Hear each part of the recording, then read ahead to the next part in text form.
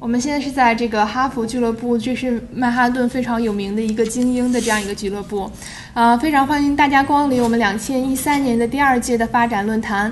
这个论坛呢是由亚洲的艺术基金会主办，并且由哥伦比亚大学中国学生学者联谊会以及联合国的经济发展委员会承办的一个论坛。Ladies and gentlemen, good afternoon. Welcome to our 2013, the Second World Economic Development. This event is organized by Asia Art Fund and co-organized by Columbia University Chinese Students and Scholars Association and United Nations Economic Development Council. 首先呢，我们来欢迎这个亚洲艺术基金会的执行副主席孙先生致辞。Yeah, let's welcome Mr. Sun. 大家中午好啊！今天能有幸请来各位这个精英来在这儿搞这场我们一个午餐会一个论坛啊，我非常高兴，我代表亚洲艺术基金会感谢大家啊，抽百忙之间还参加我们的活动。我们亚洲艺术基金会呢，这是第二场那个论坛，我们第一场是在联合国搞的是关于世界发展环保的主题啊，我们这次呢是以在全球化下的世界经济啊这个主题，我们请了这个2位专家啊，跟大家咱们来探讨世界的发展方向啊。刚才我跟记者也在谈一个问题，我们的意愿是什么？是改变世界啊。我们每一个人都想改变世界啊，把这个世界改变得更好。啊，我从一个做艺术家的角度来说，我们的艺术就是要改变世界啊！我们每一个人不是为了自己的名利，我们有一个理想，就是改变世界。OK， 谢谢。Thank you, Mr. Sun. 谢谢您，孙先生。我们今天呢还在场的有一位这个联合国专门研究反战、推进世界和平的一位专家。Dr. Robert Zuber. Shall we welcome him to give us a speech, please? Thank you so much. I was asked to say a few words about preventing war and China's role in the world. The prevention of war has changed dramatically over the last 30 years. Instead of working with governments to keep them from crossing their borders and attacking other countries, we're now more concerned with the after effects of war, specifically the protection of civilians, innocent civilians, to conflict. And in the last 5 years, we've noticed gratefully that there have been 2 major changes in terms of how the United Nations understands its responsibility to resolve conflict. The first is that the triggers of conflict, if you will, are much broader than simply politics, but involve things like poverty and climate and human rights and water disputes. The number of factors that lead to violence in the world today has actually grown and need to be taken seriously. But the other factor is the recognition that there are many more stakeholders, what we call at the UN stakeholders, who need to be involved in the prevention of armed conflict. And among those stakeholders are artists. People need a vision of what the world can look like, not only the world that we have today. Another important stakeholder group are businesses and investors. It's vitally important to peace building that countries and communities have a steady stream of revenue that they can use to rebuild their infrastructure, to create more diversified industry, and to ensure more employment opportunities for local populations. And so I'm not here today to convince you about the value of peace, but to remind you that you are already part of the peace struggle.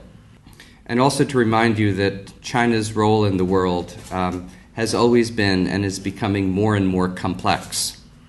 And so if you would ever like to have a longer conversation with me about how China interacts with the Security Council and within the Security Council and how China engages the other agencies, and issues of the United Nations, please feel free to come by anytime.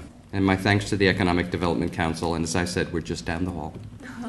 谢谢大家。我们下一位的演讲人呢是世界艺术中心的 Carly 先生。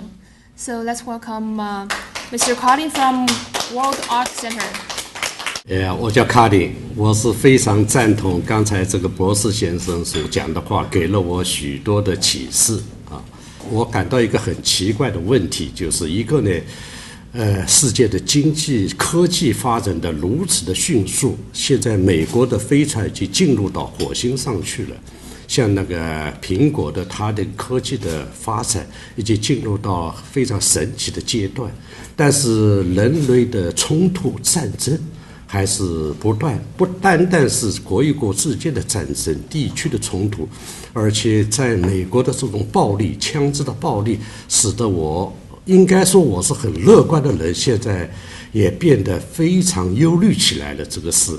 那么为此呢，我就领导的世界艺术中心在10年前呢，跟休顿大学我们联合搞了一个世界和平奖，那么艺术活动。那时我们是非常成功，有50多个国家，有8000多个艺术家一起来参与到我们这个世界和平奖的活动来。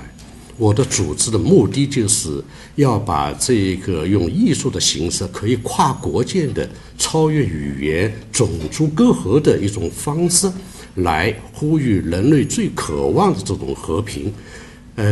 当然是起了的小小的作用，但是现在呢，还是有很多的问题面临着我们大家去关注，也需要我们大家联手一道来进行去努力来阻止它。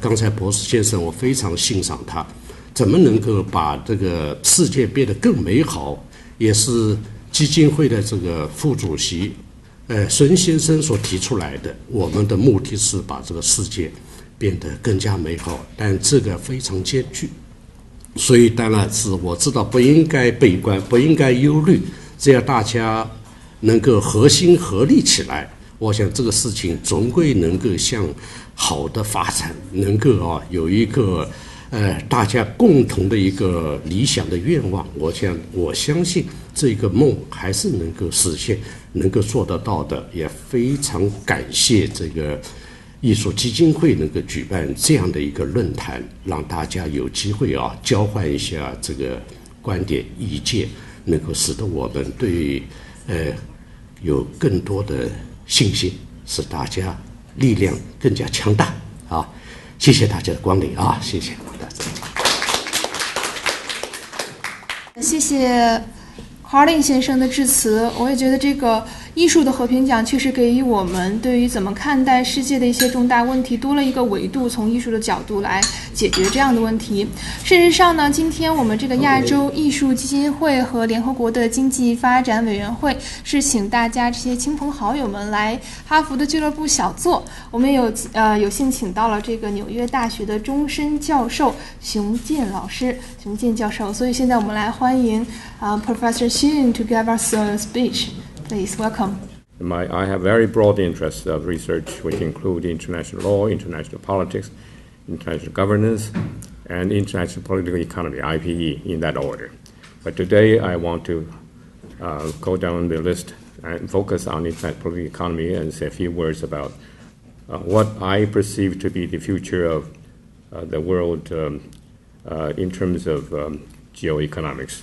我个人是研究，今天我就要强调我研究范围的一部分就是国际政治经济，也是讲到这个我们这个赵博士也很希望讲的问题，就是这个未来国际这个的发展，这个尤其是从经济眼光来看，以后你美国包围我中国没有用，我仰仗我的 RCEP， 仰仗我这个金砖五国 BRICS， 再加上我这个第三世界这个拉美包括这一套，都在我这一边你看你美国从2008这个 after collapse of Wall Street 以后，全世界都变成一个这个等一下我们赵博士也会讲的这个 global financial crisis 啊，证明了你美国的这个那个 model 有问题。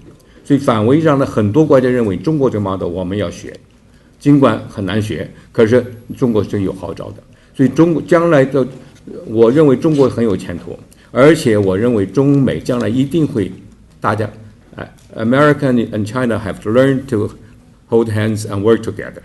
And I'm an optimist, and I end on this note. Okay, thank you. 谢谢熊教授的致辞。事实上，这个在全球化，我们这一届的2013年的发展论坛的主题正是全球化这个情况下的世界经济。在全球化的情况下呢，可能更多的国家在一起，并不是有更多的相似性，相反，像熊教授提到，可能会有更多利益的争夺。